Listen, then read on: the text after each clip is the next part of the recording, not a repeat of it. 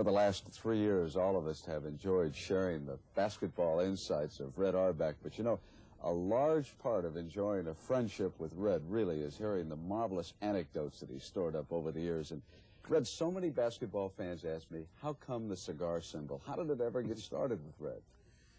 Well, it started as a note of defiance.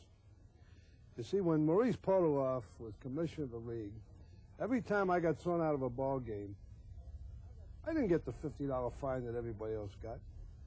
I got $250. That's what it was. Extraordinary action beyond the normal reaction of getting thrown out. Well, it was my personality, and that's what happened. So I figured out, how can I get back at him?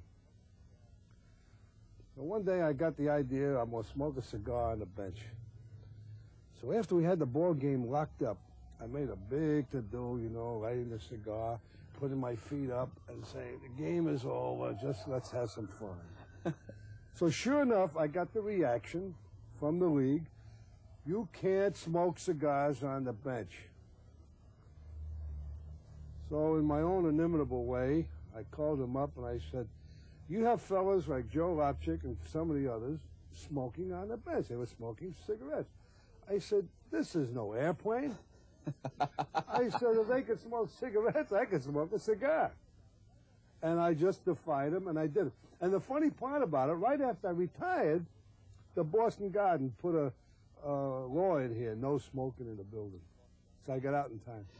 How many times did you get technicals or get tossed out of a game just to inspire the Celtics, just to stir them up a bit?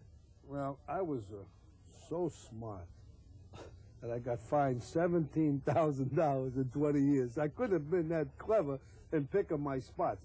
But I figure, you know, you win a few, you lose a few. So I would gamble. But a technical foul can be a calculated thing if it's done right. You got to be a master at it. You got to know when to get the referees, how much you can get away with. Al McGuire, he did that. Oh, Al did that, sure. It was like a page out of the book, so to speak. Well, anyway, a lot of times we start a ball game, and the team is flat. Nothing's happening. I make one substitution, 2, 3, 5, everything moving.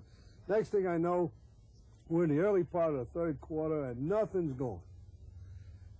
And we're about 14, 15 down. I say to myself, Red, it's time to go. There's no way they're going to win this game with you here. So what I did, I started on the referee. He'd come down the court, and I say, how could you possibly work this game? You couldn't work a high school game. As a matter of fact, I don't think they keep you in high school. That's how bad you are. You blew it. He wasn't doing anything different. He was just saying, but I had it. And finally, he could take this jockey no more, and he says, technical foul. I said, did I cuss you? He says, sit down. I figured, that's not the time to get tossed, see? I got to wait for another one, see? So I wait till he comes down again about 30, 40 seconds later. I says, come to think of it, you know you got rabbit ears, and you're not hustling. And they hate to hear the thing when you tell them they're not hustling. So he looks at me and stares at me, and I said, that's typical. You're looking at me, and the game is out there.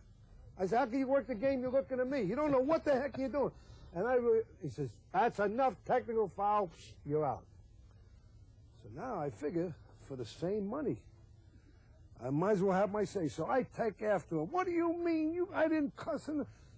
And Russell would always grab me and pick me up. And I'd look up at him. I said, damn you, put me down. And then Cousy would stand in front of me. He was afraid I was going to hit the referee and all that kind of stuff.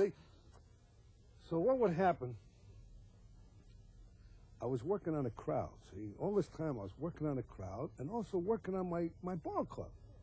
They just weren't, you know, they weren't doing it. So I was getting them, now they're mad. Picking on poor little Red. Picking on poor little Red. So they throw me out. I go in the dressing room. I swear to you, at least 80, 85% of those games we'd win. Now, I never deluded myself. I never felt, hey, they wanted for good old Red and dear old Red. Heck, they wanted to show they could win it without me.